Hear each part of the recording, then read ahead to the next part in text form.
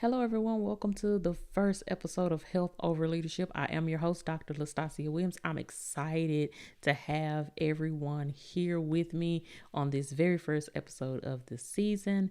We're going to talk about everything health and leadership and how it all intertwines. Many people don't realize that, the health of the leader, the health of the people that are in the organization, it affects the entire organization and the productivity. So we just want to talk about those things, and sometimes some of the topics aren't discussed when you look in many leadership books, but we're going to discuss that here on this podcast. Today I want to talk about mental health and how important it is for the leader to realize and understand where they are in the mental health space, how their mental health is, because the mental health of the leader can really affect the mental health of those that they lead, which ultimately can affect the health of the organization, whether that be good or bad. It's like being in a home. The parents, if the parents are having issues as it relates to I don't know, they're stressed out, or they're having marital issues, or they're having financial issues, and a lot of times those can affect the mental health of the parents. If not checked, it can affect the mental health of everyone else in the household. And that's the same thing that I like to equate for leadership. If we're not checking how our mental health is as a leader, then it can ultimately affect the mental health of those that we lead. And we don't want that. I've seen far too many times where leaders, they have things going on at home, and they just take it out on everyone around them, and it's not a good thing, because the people that they're leading don't even want to be around them. They're like, you know what, I'm not dealing with them today, because evidently something went on at home. And the saying is, I don't sleep in the bed with you. So I don't care what's going on. And so we don't want, as leaders, we don't want to have that affect those who are around us. Now, granted, we're human, and being human, we feel, we things stress us out, things make us angry, and things make us sad, but we don't want that to dictate how our department, how our organization, whether that is a corporate organization, whether that's a school, it could even be, you might be a leader of a sports team. You might actually be an athlete, and you're a leader on your team. Wherever the case may be, wherever you find yourself in a leadership role, you don't want your mental health to affect those around you and affect how you move and shake as a leader. Because if we're not in a good headspace, then that can affect some of the things that we do. It can affect how the decisions that we make, how we make decisions. And we might look back on it and say, you know what, that was not a good decision to make on my part. And it's because we didn't check our mental health. And so we don't want to be in that situation to where leaving things in our lives, or this just going on in our head, to affect everything that we do. And so looking at our mental health and how it affects us, I did a poll on one of my, I think it was LinkedIn, or it was something. I did a poll just to ask individuals, how major or how big of an impact does the mental health of the leader affect the organization? And for those who actually took the survey, the majority of them said, and it was above 95%, a majority of them said that the mental health of the leader has a big impact on not just the individual as, just a person, but it affects the entire organization.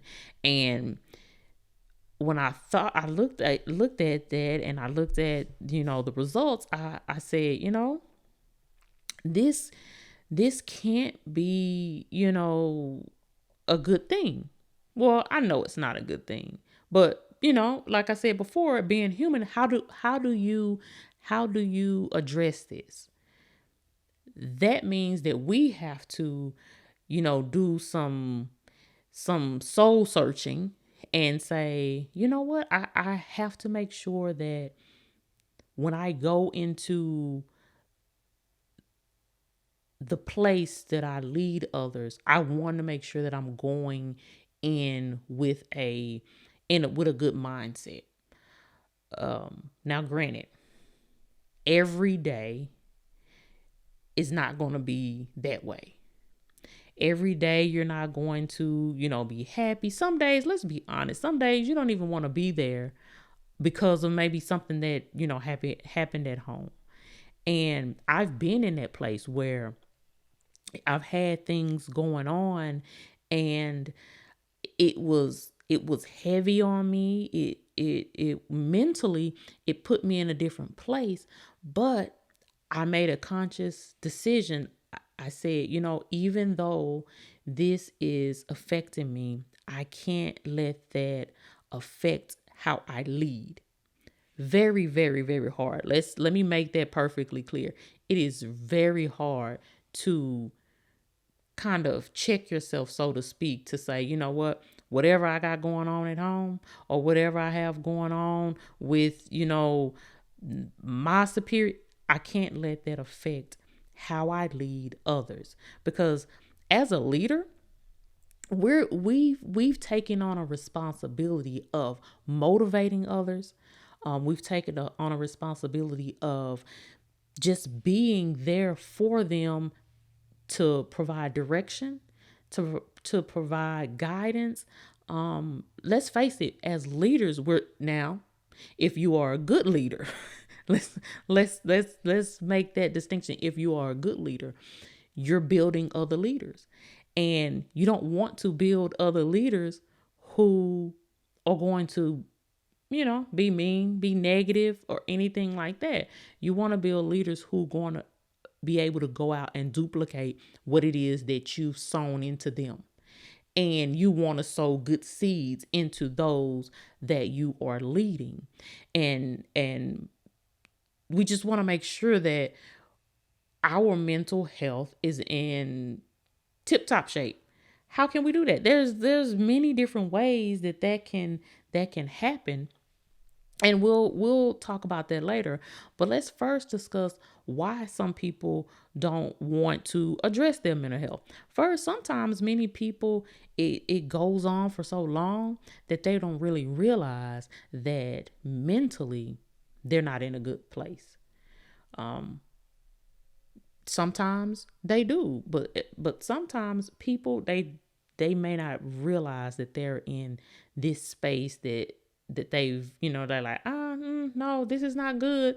I'm wondering why nobody wants to be around me, at work. It's because mentally you're not in a good space. And as a leader, that, that can't happen. I've had the chance to work under some great leaders. I've also had the opportunity to work under some not so great leaders. And those not so great leaders, which, sometimes you want to forget their existence, but I would say don't do that, because those not so great leaders really show how not to do something. And when I go back and think about those not so great leaders, I think about their mental space. And it always goes back to, they are projecting out what they have in.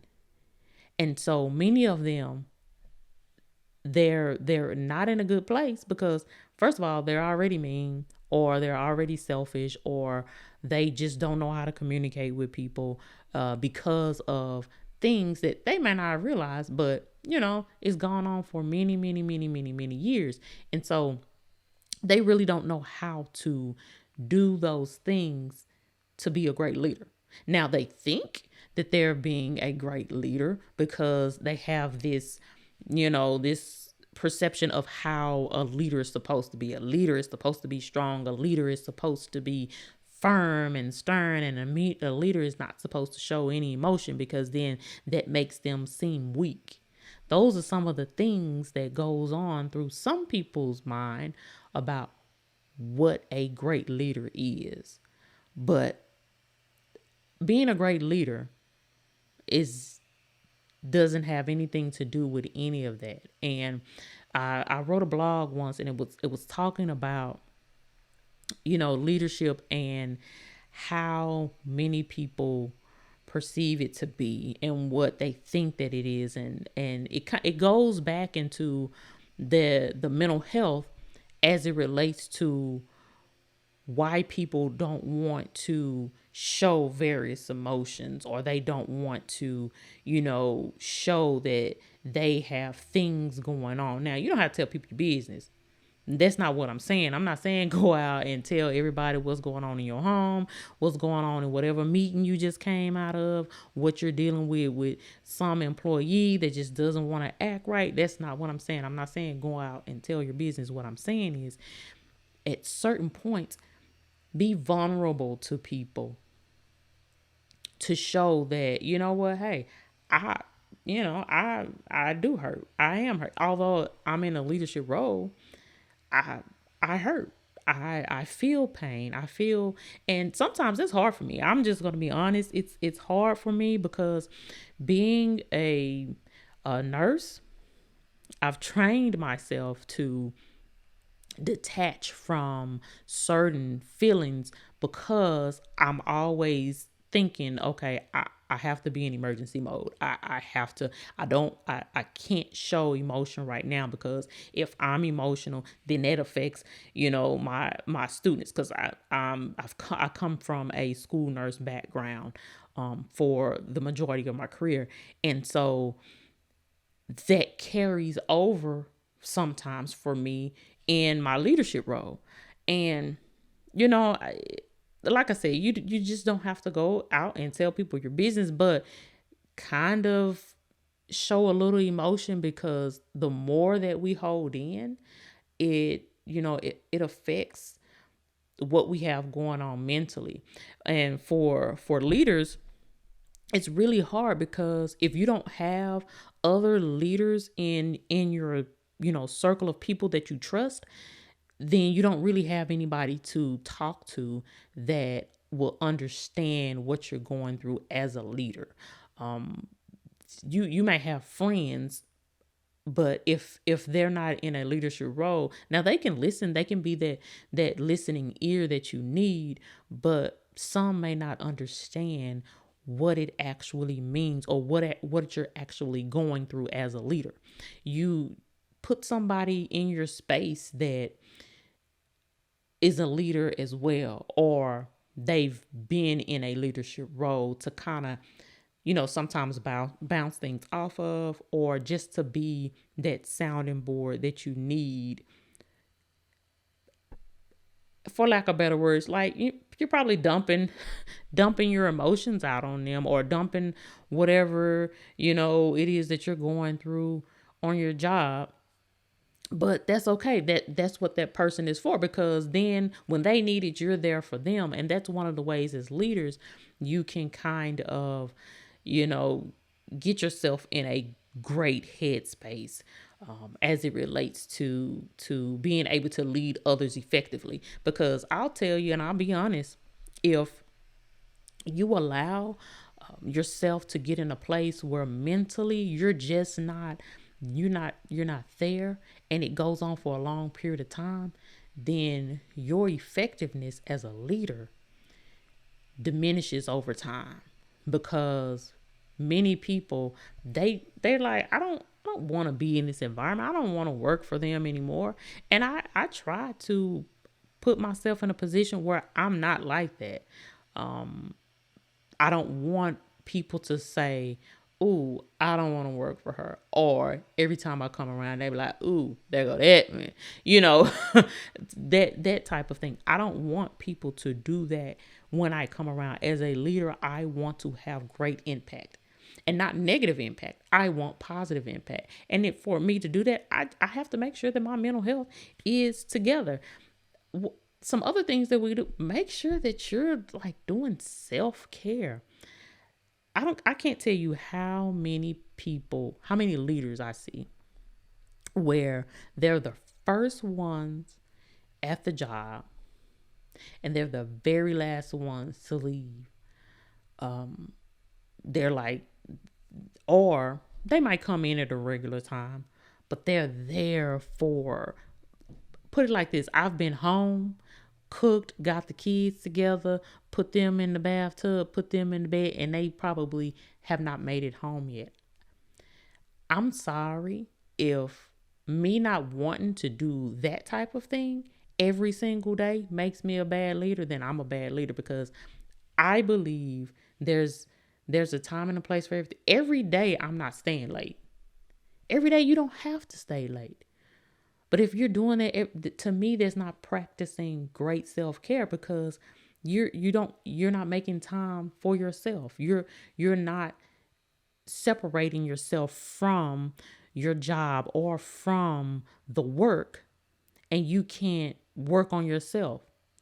And self-care is not always, going to a spa or going to get your nails done or going to get a pedicure. That's part of it, if those are the type of things that you like. But self-care really goes into, I'm able to get in a quiet, for me, I'm able to get in a quiet space, just get in the bathtub and read a book. For me, that's self-care. I'm able to get myself together mentally, or I'm able to, I like to write.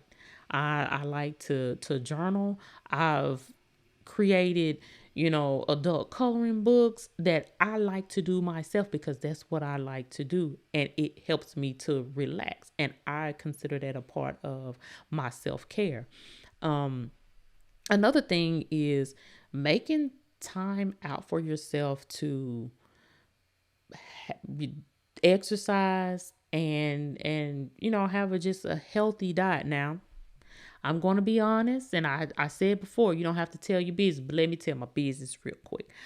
That exercising, Father God, I I struggle with it, and I'm not gonna lie to you. I struggle with it because I do virtual training with a great trainer here in Dallas, and she has 5:30 a.m. workouts, and it's Monday through Thursday.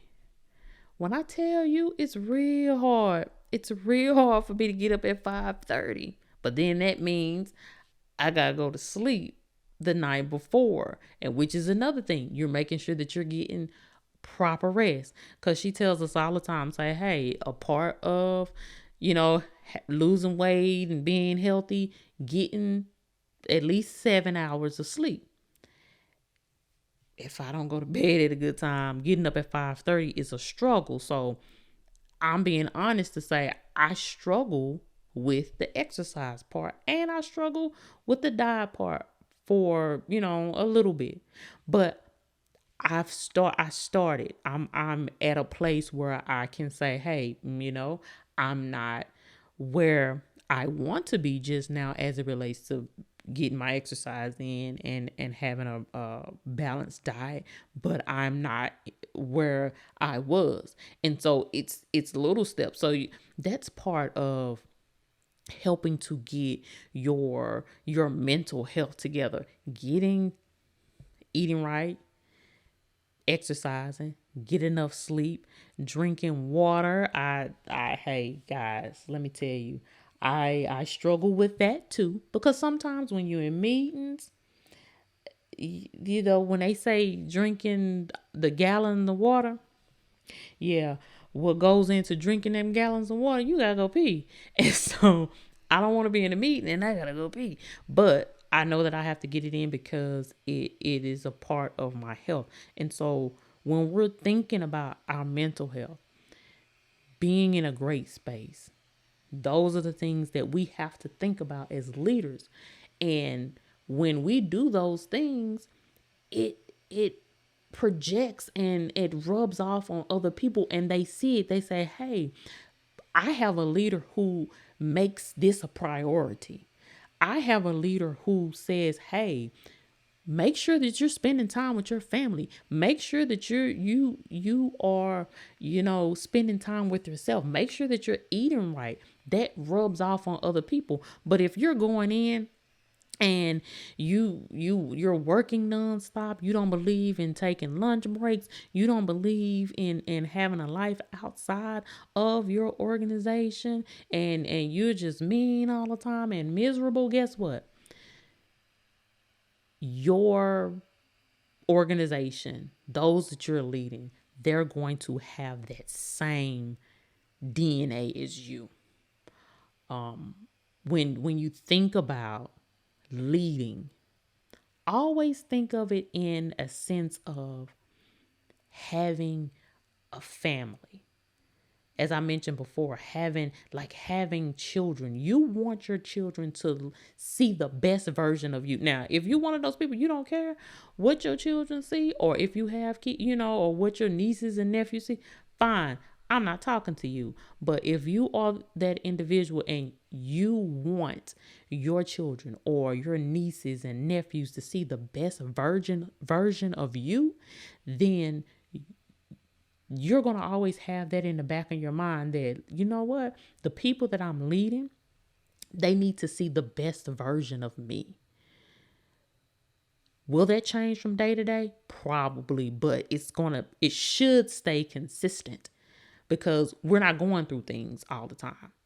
We're you know, day in and day out. I heard Deion Sanders was on he was doing somebody's podcast, but he said, I may have bad hours or I might have a bad moment, but I never have bad days. And I thought about that, and he said, you know, no one controls me but me. And that's true. We may have bad moments, we might have bad hours, we might have a bad minute, but we need to be able to reel ourselves back in as a leader if we want to be have the production that we need in our department, in our organization, on our teams, in our families, in our churches, wherever you find yourself in a leadership role. You should never have like a complete bad day. Now, granted, okay, let's be honest. Sometimes you may feel like that day is, you know, was just bad. Like for me, I've had days to where as soon as I step my foot, I cross that threshold. My big toe crosses that threshold, and the phone is ringing in my office, and it's nonstop. It seems like all day, and it seems like you're putting out fires all day. But then when you think about it, you know, I'm like, you know what? That only really lasted from probably 7:45 to about 11 o'clock. Okay, yeah, to me that's long, but when you step back, you say, you know what? But the back half of the day, okay, I got it together. It was good. And so those are the kind of things that we think about mentally to say, you know what? I have to make the best of what's going on if I want the best out of those that I lead. And so hopefully I just hope you got something out of the podcast today and mental health and making sure that you are in a great mental space as a leader, wherever that may be. And just know that although we're not perfect, although we we don't always do the right things as leaders. We don't want our mental health to affect those things that, we're doing as it relates to decision making. Because we may be in a position or in a role where we can afford to make bad decision after bad decision just because we're not in a good mental space. Being a nurse, I don't have the luxury of being a being in a bad mental space and making bad decisions because somebody's life is in my hands. That should that should go over into wherever you find yourself. Think about you having somebody's life in your hands. Because really you do it. As a leader, you are cultivating other leaders. As I mentioned before, you are leading other people. You are helping to motivate other people. You don't have the luxury of making bad decisions day in and day out just because you're not in a good mental space or you're upset about something. Do some self-reflection and say, you know what, I got to check myself if I want to be an effective leader. Now, if you don't care about anything but going in, getting your coins, and going home, fine. But for me, when I'm going out to lead, when you take on a leadership role, you are really, if the depending on I consider mine's a calling. If I'm in this space, I've accepted the role, then yes, I want to do it to the highest level.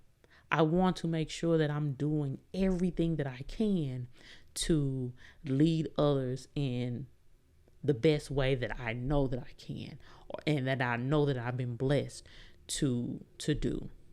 And so again, I hope you got something out of it. I'm excited about this new season and this new year to be with you guys. If you want to send, if you have any questions about any of the topics that we discussed, if you want to see or hear various topics on the show, you can reach out to me. You can reach me at info at drnurselit.com. You can go onto the website drnurselit.com to send a message, or you can find me on all social media platforms. Not all. I'm mostly on Instagram, Twitter, Facebook, and with those, it'll be Lastasia, Lastassiaw. And you can find me on all those platforms that way. So until next time, be healthy.